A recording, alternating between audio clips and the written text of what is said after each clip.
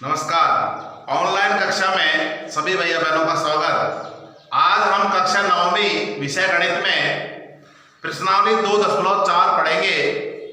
2.4 में हम पढ़ रहे थे गुणनखंड करना, कि हम गुणनखंड करते कैसे हैं। तो पहले मैंने बताया था कि गुणनखंड कहते किसे हैं। गुणा के रूप में खंड करना गुणनखंड कहलाता है। जैसे वो गणित की संख्या है तो उसको गुणा के रूप में जैसे गुणा करते हैं 6 का 2 गुणा 3, उसी प्रकार से बीज गणित का भी गुणनखंड होता है। उसको गुणा के रूप में खंड करना गुणनखंड कहलाता है। तो यहाँ सवाल नंबर 4 का तीसरा सवाल है 6x² + 5x - 6 के गुणनखंड कीजिए। तो इस बहुपद के गुणनखंड किस प्रकार से होंगे, इसके लिए मैंने 3-4 प्रकार बताए थे। वो प्रकार क्या थे, एक बार पुनः स्मरण कर लेते हैं। कि पहला तरीका था कि सार गुणनखंड, कि तीनों या चारों पदों में कोई भी अक्षर सार गुणनखंड है। सार का अर्थ है कॉमन, कोई भी अंक कॉमन आ जाए तो वो सार गुणनखंड के द्वारा गुणनखंड हो जाएगा। दूसरा प्रकार था बीज गणित की कोई भी सर्वसमीका उपयोग में आ रही हो, जैसे a² + 2ab + b², a² - 2ab + b² और a² - b²।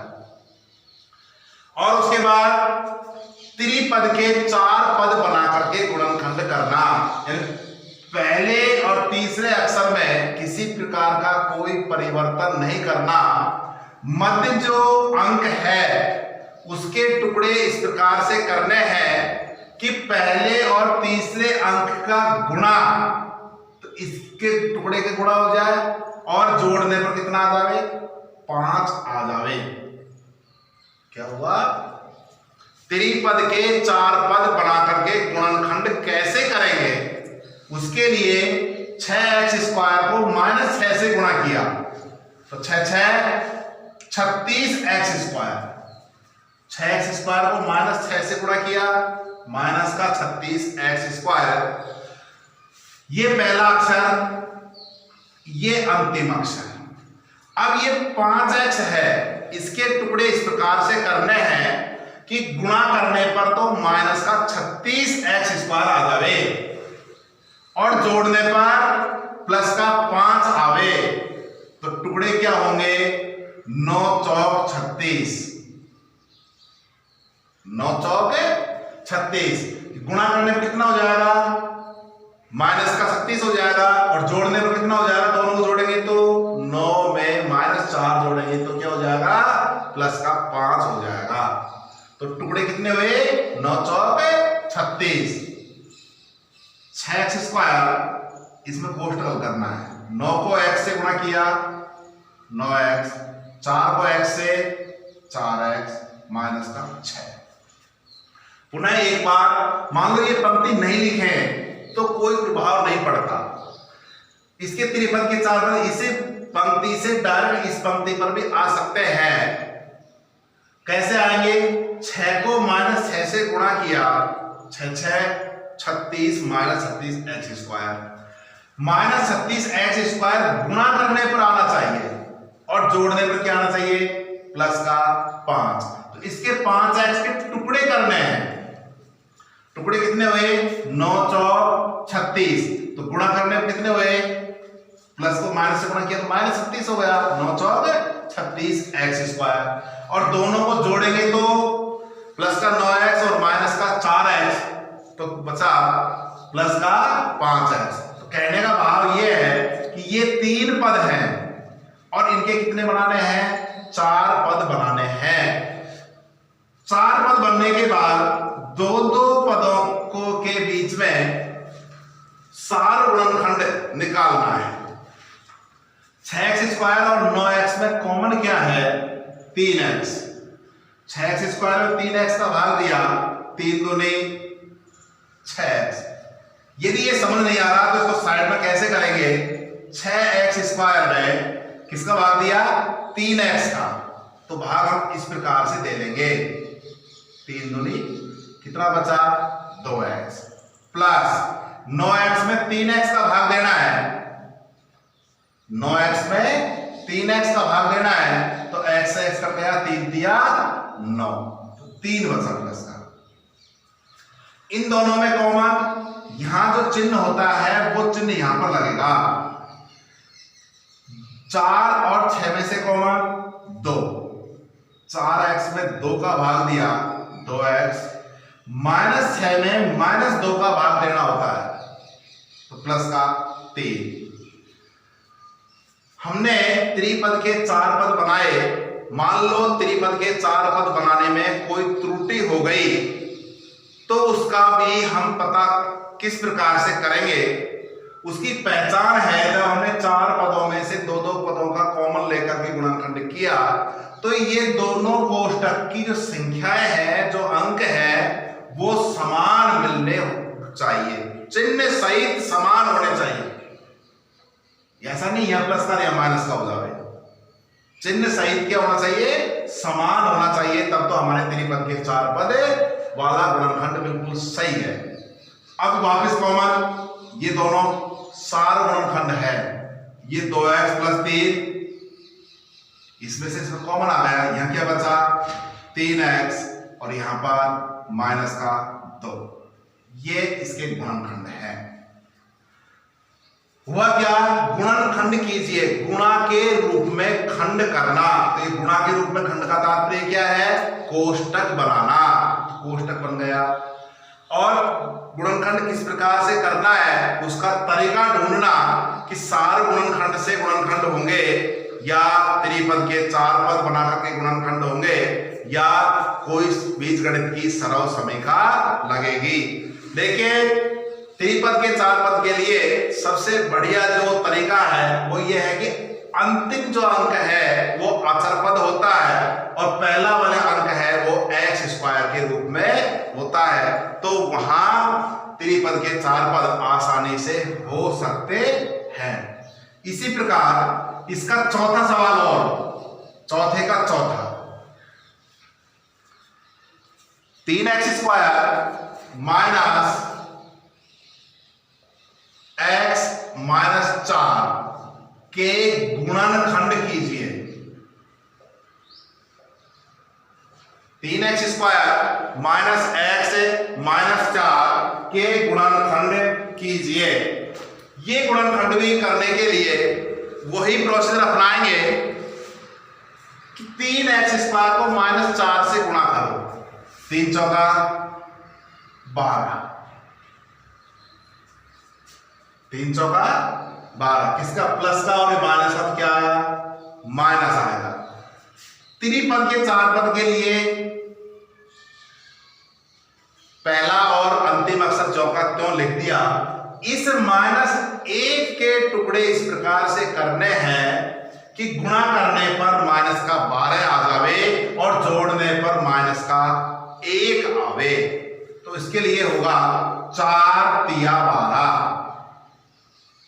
दोनों गुणा करेंगे तो माइनस का 12 x² गुणा करने पर संख्या आनी चाहिए, और दोनों को जोड़ेंगे तो माइनस का 1x आना चाहिए, 1x आ गया। कितने पद बन गए, 4 पद बन गए, 4 पद बन गए तो 2-2 पदों के बीच में कॉमन लेना है। इसमें से कॉमन क्या आ रहा है, केवल x कॉमन आ रहा है, क्योंकि 3 और 4 में से कोई संख्या, कोई अंक कॉमन नहीं आता। 3x² में x का भाग दिया 3x, 4x में x का भाग दिया -4, ये चिन्ह है। इन दोनों में से कॉमन, इन दोनों में से कोई कॉमन नहीं आ रहा, लेकिन एक जो है, एक अंक है, वो तो प्रत्येक में कॉमन होता है, तो 1 लिखना अनिवार्य है। कोई संख्या कॉमन नहीं आ रही तो कॉमन क्या आएगा, 1 आएगा। 3x में +1 का भाग देंगे 3x, -4 में +1 का भाग देंगे -4, ये वापस कॉमन आ गया 3x - 4, यहां क्या बचा x प्लस 1। ये दो कोष्टक बन गए, कोष्टक बन गए तो क्या हो गया, गुणन खंड, गुणा के रूप में खंड हो गए। अगला प्रश्न आता है 5वां, गुणनखंड कीजिए। वहां जब गुणनखंड करेंगे तो उसके लिए तरीका अलग होगा, तरीका अलग होगा। वो तरीका किस प्रकार से होगा, उसके लिए पहले हम प्रश्न को देखेंगे कि प्रश्न में क्या दिया हुआ है। मतलब 5 का पहला प्रश्न है x³ minus 2x² minus x plus 2 के गुणनखंड कीजिए। जब हम गुणनखंड करेंगे तो सबसे पहले ये देखेंगे कि कितने पद हैं, 4 पद हैं। तो अभी हमने जो तरीका किया था, 4 पद होते ही तो 2-2 अंकों के बीच में कॉमन लेना, और कॉमन लेकर के मान लो अगली पंक्ति में दोनों कोष्टक समान मिल गए तो हमारे गुणनखंड सही है। ये पहचान है, 4 पद हैं और 4 पदों में 2-2 के बीच मान लो कॉमन ले लिया, और कॉमन लेने के बाद में यहां दोनों कोष्टक समान मिल गए तो हमारे गुणनखंड सही है, और समान नहीं मिले तो सही नहीं है। ये उत्तर भी हमारे हाथ में ही है, हमको इसकी पहचान होनी चाहिए कि हमारा गुणनखंड सही हुआ है या नहीं हुआ है। तो क्या करेंगे, इसमें से कॉमन ले लो। इसमें से कॉमन क्या आया, x²,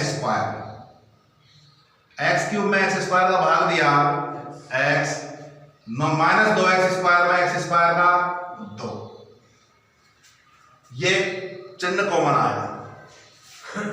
अब हम देखते हैं कि x और 2 में से कोई संख्या है, कोई अंक कॉमन आ रहा है क्या, अंक नहीं, कोई अंक कॉमन नहीं आ रहा, लेकिन मानेंगे क्या, 1 मानेंगे। उस 1 को भी लिखना अनिवार्य है। -x में -1 का भाग दिया, x प्लस 2 में -1 का भाग दिया तो -2।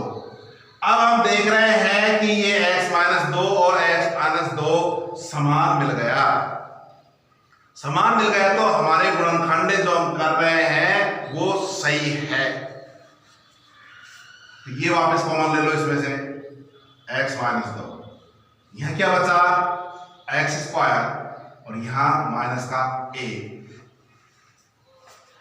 एक हिसाब से हम देखें तो हमारे ये आंसर आ गए, क्यों गुणनखंड तो करना है तो गुणा के रूप में खंड हो गए। लेकिन गुणनखंड की जो परिभाषा है वो परिभाषा ये है कि छोटी से छोटी संख्याओं के टुकड़े, यानी छोटा सा छोटा टुकड़ा करना है। जैसे 30 की जब हम गुणनखंड करते हैं तो गुणनखंड क्या होता है, 2 गुणा 15, ये भी क्या है, गुणनखंड है। और 2 गुणा 3 गुणा 5, ये भी क्या है, गुणनखंड है। लेकिन वास्तव में गुणनखंड है तो वो सही कौन सा है, बहुत छोटी सी बात है। 30 के गुणनखंड क्या हुए, 2 गुणा 15, ये भी सही है, गुणनखंड गुणा के रूप में खंड। और 2 गुणा 3 गुणा 5, ये भी क्या है, गुणनखंड, ये भी गुणा के रूप में खंड है। लेकिन वास्तव में सही कौन सा है, इसके लिए सोचना पड़ेगा। गुणा के रूप में अधिक से अधिक खंड बन जाए वो गुणनखंड होता है। गुणनखंड तो ये भी सही है, लेकिन गुणा के रूप में अधिक से अधिक खंड बन जाए वो गुणनखंड होता है। तो यहां 15 के गुणनखंड और हो गए, 3 गुणा 5। तो वास्तव में इसका गुणनखंड हुआ कौन सा, 2 गुणा 3 गुणा 5। अधिक से अधिक खंड बनाने तो यहां बीजीय व्यंजकों में क्या करना होता है, अधिक से अधिक कोष्टक बनाना। यदि इसके आगे गुणनखंड और होते हैं तो गुणनखंड करना चाहिए, और होता है। और गुणनखंड नहीं होता तो कोई बात नहीं, मान लो बड़ी अभाज्य संख्या आ जाती तो गुणनखंड नहीं होता, वो सामान्य बात है। अब यहां भी गुणनखंड हो रहा है, x² - 1 का गुणनखंड और होगा, कैसे होगा उसके लिए सोच रहे हैं, सोचिए। यहां तो कॉमन भी नहीं आ रहा, सारा गुणनखंड नहीं है, इसके त्रिपद के 4 पद भी नहीं हो सकते। तो यहां क्या होगा, कोई बीजगणित का कोई सूत्र लगा करके देखें तो सूत्र लग जाए तो गुणनखंड हो जाए। तो यहां x स्क्वायर माइनस 1 किस रूप में है, ये a square minus B square के रूप में है, और इसके गुणनखंड क्या होते हैं, a प्लस बी और a माइनस बी, ये इसके गुणनखंड होते हैं। यानी x स्क्वायर माइनस 1 किस रूप में है, a square minus B square के रूप में है। तो यहां ये सरल समीकरण का उपयोग हो सकता है।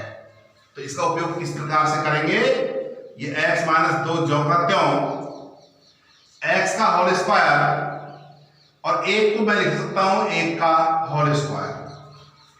अब यहां a square minus B square, ये सरल समीकरण का उपयोग हो जाएगा, एक बार प्लस में और एक बार माइनस में, x प्लस 1 और x माइनस 1,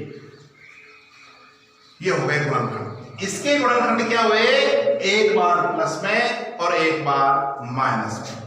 तो अधिक से अधिक खंड बनाना ये कहलाता है गुणनखंड। तो यहां इसके गुणनखंड कितने हुए, x minus 2 x plus 1 into x minus 1।